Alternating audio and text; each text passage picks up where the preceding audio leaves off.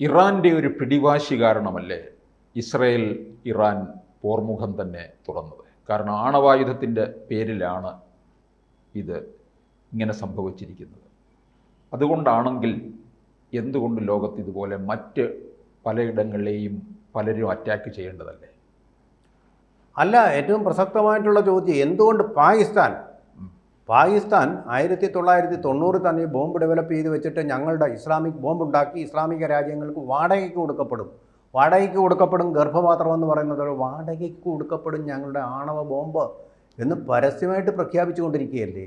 എന്തേ ലോക police ചമയുന്ന, Republican party ഭരിക്കുന്ന, ഡെമോക്രാറ്റിക് പാർട്ടി ഭരിക്കുന്ന അമേരിക്ക ഇതുവരെ ഇടപെടാത്തത്? ട്രംപിൻ്റെ കാര്യം പോട്ട്, അതിന് മുമ്പുള്ള പ്രധാനമന്ത്രിമാരും ഇവരുടെ ഉണ്ണാക്കന്മാരും. ലോക പോലീസ് എവിടെയെങ്കിലും എന്തെങ്കിലും പ്രശ്നം ഉണ്ടാക്കിക്കഴിഞ്ഞാൽ അതിൻ്റെ എല്ലാം നമ്മളാണ് പറയുന്ന എട്ടുകാലി മാമൂഞ്ഞായിട്ട് മാറിയിട്ടുള്ള ഈ രാഷ്ട്രം എന്താണ് ചെയ്തുകൊണ്ടിരിക്കുന്നത്? പരിഹാസ്യമല്ലേ ഇവരുടെ നിലപാടുകൾ?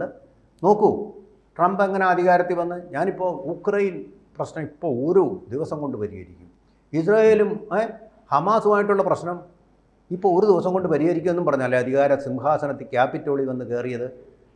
ഇയാൾ എന്തായി കാട്ടിക്കൂട്ടുന്നത്?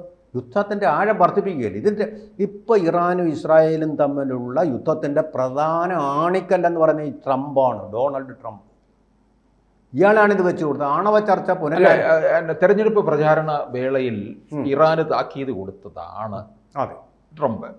നമ്മൾ വിചാരിച്ചത് സമാധാന അന്തരീക്ഷത്തിൽ തന്നെ പോകാനായിരിക്കും നീക്കമെന്നാണ്. പക്ഷേ ഇവർ ഒരു 8-9 മാസമായിട്ട് ഇതിനകത്തൊരു തയ്യാറെടുപ്പ് നടത്തുന്നുണ്ടായിരുന്നു ട്രംപും ഇസ്രായേലുമായിട്ട്. അതെ, ഇപ്പം നമ്മൾ മനസ്സിലാക്കുന്നിടത്തോളം കാലം മനസ്സിലാവുന്നിടത്തോളം ആണവ ചർച്ചകൾ നടത്തും. സൗദി അറേബ്യയിൽ വെച്ചാണ് ചർച്ചകൾക്ക് തയ്യാറായില്ലേ ഇറാൻ? ചർച്ചയില്ലെന്ന് പറഞ്ഞില്ലല്ലോ. പിന്നെ എന്തിനാണ് ആ രാഷ്ട്രത്തിനെ ഇസ്രായേലിനെ കൊണ്ട് ശിക്ഷിക്കുന്നത്? ഇപ്പം ഗൂണ്ടായുസമാണ്, തനി ഗൂണ്ടായുസമാണ് കാണിക്കുന്നതെന്ന് എനിക്ക് പറയേണ്ടി വരും. ഒരു മര്യാദയും ഇല്ലാത്ത ഗൂണ്ടായുസം. ഈ നിയമം നിങ്ങൾ നടപ്പാക്കുന്നെങ്കിൽ, അല്ലെങ്കിൽ ധാർമ്മികത നിങ്ങൾക്കുണ്ടെങ്കിൽ അത് എല്ലാ രാഷ്ട്രങ്ങൾക്കും ബാധകമാകണം. ഇറാനെ മാത്രം എന്തിനാ ശിക്ഷിക്കുന്നത്? ഇറാന് മുമ്പേ ഇസ്ലാമിക് ബോംബ് ഉണ്ടാക്കി ഇന്ത്യയെ ഭീഷണിപ്പെടുത്തിക്കൊണ്ടിരിക്കുന്ന പാകിസ്ഥാന് നേരെ എന്താ നിങ്ങൾ ഒരു നടപടി എടുക്കാത്ത, ചർച്ചയ്ക്ക് വിളിക്കാത്തത് എന്താ? ഇതുവരെ ചെയ്തില്ലല്ലോ നിങ്ങൾ ചർച്ചയ്ക്ക്. നിങ്ങളെന്താ ഇന്ത്യയും പാകിസ്ഥാനെ ഒരുപോലെ കണക്കാക്കുന്നത്? നിങ്ങളുടെ ഉസാമ ബിൻ ലാദൻ 2000 പേരുടെ മരണത്തിനിടയാക്കിയ കാലൻ, ആ കാലനെ ഒളിപ്പിച്ചു വെച്ച പാകിസ്ഥാൻ, നിങ്ങൾക്കങ്ങ് പ്രേമമാണോ പാകിസ്ഥാനോട്? നിങ്ങളുടെ കളിക്കൂട്ടുകാരനാണോ പാകിസ്ഥാൻ? അതോ താരാട്ടിലാട്ടുന്ന കുട്ടിയാണ്, താരാട്ട് പാടി ഉറക്കുന്ന കുട്ടിയാണ്? എന്താണ് നിങ്ങൾ പാകിസ്ഥാനെ ഇങ്ങനെ വെച്ച് പ്രോത്സാഹിപ്പിക്കുന്നത്? ഭീകരവാദത്തിൻ്റെ തലസ്ഥാനമായിട്ടുള്ള രാഷ്ട്രത്തെ നിങ്ങൾ പ്രോത്സാഹിപ്പിക്കുന്നു. അതെന്താ, സുന്നി രാഷ്ട്രമായതുകൊണ്ടാണോ? അതേസമയം ഇറാനെ അത്രയൊന്നും തീവ്രവാദത്തിലേക്ക് പോയിട്ടില്ല വാസ്തവത്തിൽ. ഇറാൻ നിങ്ങളോടൊപ്പം ചർച്ചയ്ക്ക് തയ്യാറായി, ഒത്തുതീർപ്പിന് തയ്യാറാണെന്ന് പറഞ്ഞു. ഹോർമൂസ് കടലിടുക്ക് ഒന്നടച്ചു കഴിഞ്ഞാൽ ലോകം വെള്ളം കുടിക്കും. അവരത് ചെയ്തിട്ടില്ല. അവർക്ക് അങ്ങനെയുള്ളത് ചെയ്യാം. നിങ്ങൾ സാങ്ഷൻ ഏർപ്പെടുത്തി ഇറാനുകാരെ, എന്നിട്ട് പോലും അവരത് ചെയ്തില്ല. മര്യാദയുള്ള ഒരു രാഷ്ട്രമായിട്ട് ഞങ്ങൾ പാരമ്പര്യമുള്ള ഒരു സംസ്കാരത്തിൻ്റെ ഉടമകളാണെന്ന് പറഞ്ഞുകൊണ്ടാണ് ചെയ്യുന്നത്. അവരുടെ മതരാഷ്ട്രമൊന്നും എനിക്കിഷ്ടമുള്ള കാര്യമല്ല. പക്ഷേ സംസ്കാരമുണ്ട്. ആ സംസ്കാരം തൊട്ട് തീണ്ടിയിട്ടില്ലാത്ത പാകിസ്ഥാനെ നിങ്ങൾ വെച്ച് ലാളിക്കുന്നത്, ഓമനിക്കുന്നത്, മടിയിലിരുത്തി. ഇപ്പോൾ ആസിഫ് മുനീർ പോയിരിക്കുക ലാളനങ്ങൾ ഏറ്റുവാങ്ങാൻ വേണ്ടി പാകിസ്ഥാനിലേക്ക്.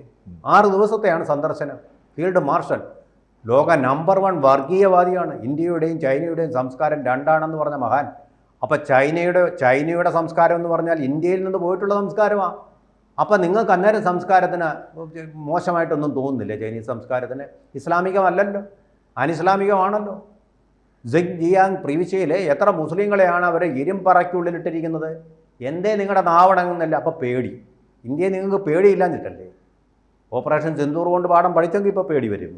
അപ്പോൾ അങ്ങനെ ഓമനിക്കുക, ചൈനയെ ഓമനിക്കുന്ന ഒരു വശത്ത് ചൈനയുടെ ശത്രുവായ അമേരിക്കയും ഇങ്ങനെ ലാളിച്ചുകൊണ്ടിരിക്കുകയാണ് പാകിസ്ഥാനെ. ബോംബുണ്ടാക്കി, മക്കളെ ബോംബുണ്ടാക്കി ഇന്ത്യക്കെതിരെ പ്രയോഗിക്കുമെന്നും പറഞ്ഞു. എന്ത് തെമ്മാടിത്തമാണ് നിങ്ങളീ കാണിക്കുന്നത്? പാവപ്പെട്ട ഒരു രാഷ്ട്രം, ആരുടെ ആക്രമണത്തിന് പോയിട്ടില്ലാത്ത ഒരു രാഷ്ട്രത്തിനോട് ഇങ്ങനെയൊക്കെ ചെയ്യും. എന്നിട്ട് പാകിസ്ഥാന് ഇതേപോലുള്ള അടി കിട്ടണം എന്നുള്ളതാണ്. തീർച്ചയായിട്ടും കിട്ടണം. അതല്ലെങ്കിൽ വലിയ ഭീഷണിയാണ്. അത് പോകുന്നത് ഇവിടെ മതഭരണകൂടത്തിൻ്റെ കയ്യിൽ പോകുമെന്നുള്ളതാണല്ലോ. അവിടെ ഇസ്ലാമിക് റവല്യൂഷണറി ഗാർഡ്സ് അതിൻ്റെ കയ്യിൽ പോകുമെന്നാണല്ലോ. അത് ഭീകരന്മാരല്ല, രാജ്യത്തെ സംരക്ഷിക്കുന്ന സംഘടനയാണ്. പക്ഷെ പാകിസ്ഥാനിലുള്ളത് നമ്മൾ കണ്ടതാണല്ലോ. ഭീകരന്മാരെ ഇന്ത്യ ഓപ്പറേഷൻ സിന്ദൂറിലൂടെ കൊന്നപ്പോൾ അവിടെ ചരമോപചാരം അർപ്പിക്കാൻ ചെന്നത് അവിടുത്തെ സൈനിക മേധാവികളാണ്. അവർ തമ്മിലുള്ളൊരു കോക്കസ് ഉണ്ട്. അപ്പോൾ ആ ഫലമായിട്ട് ഇതിൻ്റെ താക്കോലും അതുപോലെ പാസ്വേഡും എല്ലാം ഇവരുടെ കയ്യിലോട്ട് പോകും. ഇതാ ഇവിടെ ഇന്ത്യ യുദ്ധം തുടങ്ങിയപ്പോൾ ഹഫീസ് സയ്യിദിനെ സംരക്ഷിച്ചുകൊണ്ടിരിക്കുകയായിരുന്നു പാകിസ്ഥാൻ പട്ടാളം. അപ്പോൾ ഭീകരതയ്ക്ക് പട്ടാള സംരക്ഷണം കൊടുക്കുന്ന സ്റ്റേറ്റാണ് പാകിസ്ഥാൻ എന്ന് പറഞ്ഞാൽ ടെറർ സ്റ്റേറ്റാണ്. അതാണ് റോഗ് സ്റ്റേറ്റ്. പിണറായി വിജയൻ മനസ്സിലാക്കേണ്ടത് ഇറാനല്ല, പാകിസ്ഥാനാണ് റോഗ് സ്റ്റേറ്റ്. പക്ഷേ നിങ്ങളുടെ നാവ് പോങ്ങില്ലെന്ന് പറയാൻ പോങ്ങില്ല. കാരണം നിങ്ങൾ അടുത്ത തവണ മുഖ്യമന്ത്രിയായിട്ട് ഇരിക്കില്ലത്. ഇത് തന്നെ കാരണം, പ്രായോഗികമായ കാരണങ്ങളാണ്. അതുകൊണ്ടാണ്. അപ്പോൾ ഇവിടെ നമ്മൾ ഓർക്കേണ്ട കാര്യം, പാകിസ്ഥാൻ ഇങ്ങനെ 117 ബോംബുകളുണ്ടെന്നാണ് പറയുന്നത്. 117 ബോംബുകൾ വെച്ച് സംരക്ഷിച്ചുകൊണ്ടിരിക്കുക. ആർക്കെതിരെ പ്രയോഗിക്കാൻ? ഇന്ത്യക്കെതിരെ. ഈ ഇന്ദിരാഗാന്ധിയുടെ കാലത്ത് ഈ ബോംബുകൾ ഉണ്ടാക്കുന്ന ഇന്ത്യക്ക് ഭീഷണിയാണെന്ന് അറിഞ്ഞുകൊണ്ട് ഒരു പ്രീ എംപ്റ്റീവ് സ്ട്രൈക്കിന് ഇന്ത്യ ശ്രമിച്ചതാണ്. പ്രീ എംപ്റ്റീവ് എന്ന് പറഞ്ഞാൽ ന്യൂക്ലിയർ സ്വപ്നം പൂവണിയുന്ന മുമ്പേ അതിനെ തകർക്കുക, പൊഴിക്കുക. മാങ്ങയുടെ പൂങ്കുലകളില്ലേ, ആ പൂങ്കുലകൾ തന്നെ അങ്ങ് നശിപ്പിച്ച് കളഞ്ഞാൽ മാങ്ങ ഉണ്ടാവില്ലല്ലോ എന്ന് പറയുന്നത് പോലെ ചെയ്യാനുള്ള എല്ലാ പരിപാടികളും ഇന്ത്യ തയ്യാറാക്കി വെച്ചപ്പോൾ അന്നത്തെ അമേരിക്കൻ പ്രസിഡന്റ് പറഞ്ഞു ഞങ്ങളിതിനെ എതിർക്കും എന്ന് പറഞ്ഞതുകൊണ്ട് ഇന്ദിരാഗാന്ധി ആ പദ്ധതി മാറ്റിവെക്കുകയാണ് ചെയ്തത്. അങ്ങനെയാണ് സംഭവിച്ചത്. എന്ന് പറയുന്നത് പോലെ തന്നെയാണ് ഇപ്പോൾ ഓപ്പറേഷൻ സിന്ദൂറിലൂടെ നമ്മൾ ആ ആണവ നൂർഖാൻ സൈനിക ആസ്ഥാനമുണ്ടല്ലോ, അതിനടുത്ത് തന്നെയാണ് ഈ പാകിസ്ഥാൻ്റെ ആണവ സജ്ജീകരണങ്ങൾ ഭൂമിക്കടിയിൽ വെച്ചിരിക്കുന്നത്. അവിടെ ചെന്ന് വീണപ്പോഴാണ് പാകിസ്ഥാനിൽ ആണവ വികരണം നടന്നു എന്ന് നമുക്കറിയില്ല. വിദേശ മാധ്യമങ്ങൾ റിപ്പോർട്ട് ചെയ്തത്. ഇതുപോലൊരു വികരണം ഇപ്പോൾ ഇറാനിൽ നടക്കുന്നുണ്ട്. നല്ല കാര്യം. ലോകത്തിലെ എല്ലാ ആണവ ബോംബുകളും നിർവീര്യമാക്കണം. ഹിരോഷിമയിലും നാഗസാക്കിയിലും 2.5 ലക്ഷം പേരെയാണ് ചുട്ടുരുക്കി 25,000 ഡിഗ്രി സെൻറ്റിഗ്രേഡ് ചൂടിലിട്ട് കൊന്നത് അമേരിക്ക. അങ്ങനെ വെച്ച് നോക്കുമ്പോൾ ലോകത്തിലെ ഏറ്റവും വലിയ ഭീകരരാഷ്ട്രം അമേരിക്കയാണ്.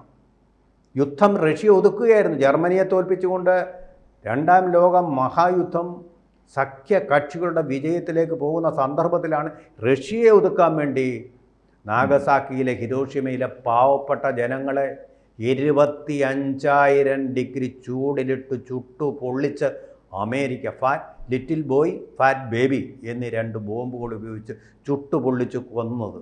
എന്നിട്ട് ആ ചൂട് സഹിക്കാൻ വയ്യാതെ പിഞ്ചു കുട്ടികൾ അവിടുത്തെ നദികളിലേക്കെടുത്ത് ചാടിയപ്പോൾ നദികളിൽ ഉഗ്രതാപത്തിലുള്ള, നമുക്ക് സങ്കല്പിക്കാൻ പോലും സാധിക്കാത്ത താപത്തിലുള്ള വെള്ളം ഒഴുകിക്കൊണ്ട് അവിടെ കിടന്ന് വെന്തു മരിക്കുകയായിരുന്നു.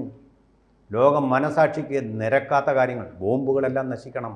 പക്ഷെ പാകിസ്ഥാൻ്റെ ബോംബ് ആദ്യം നശിപ്പിച്ചിട്ട് വേണം ഇറാൻ്റെ ബോംബ് നശിപ്പിക്കാൻ. ഏറ്റവും അപകടകാരിയായ രാഷ്ട്രം പാകിസ്ഥാനാണ്. നിങ്ങൾ എന്തിന് ആസിഫ് മുനീറിനെ അവിടെ വെച്ച് ആദരിക്കുന്നു? നിങ്ങൾ അതിഥി സൽക്കാരം നടത്തുന്നു, ചുവന്ന പരവതാനി നടത്തുന്നു. അപ്പം നിങ്ങൾ ഈ ലോക പോലീസ് ചമയേണ്ട കാര്യമില്ല. അങ്ങനെയുള്ള ലോക ഈ ചോദ്യം തന്നെ ടൈംസ് നൗവിൻ്റെ ടൈംസ് നൗ ടി വിയുടെ അവതാരകൻ ചോദിച്ചു. അവിടുത്തെ ഒരു പട്ടാള മേധാവി ഔദ്യോഗിക വേഷത്തിൽ വന്ന കറുത്ത വർഗ്ഗക്കാരനാണ്, ആഫ്രിക്കൻ അമേരിക്കനാണ്. അദ്ദേഹത്തോട് ചോദിച്ചു, നിങ്ങൾ എന്തുകൊണ്ട് നിങ്ങളുടെ ശത്രുവായ ഒസാമ ബിൻ ലാദനെ ഒളിപ്പിച്ചു വെച്ചാൽ ഇപ്പോഴും ആണവ ബോംബ് ഉണ്ടാക്കിക്കൊണ്ടിരിക്കുന്ന പാകിസ്ഥാനെ എന്തുകൊണ്ട് ടാക്കിൾ ചെയ്യുന്നു? ബബ്ബ അടിക്കുമായിരുന്നു.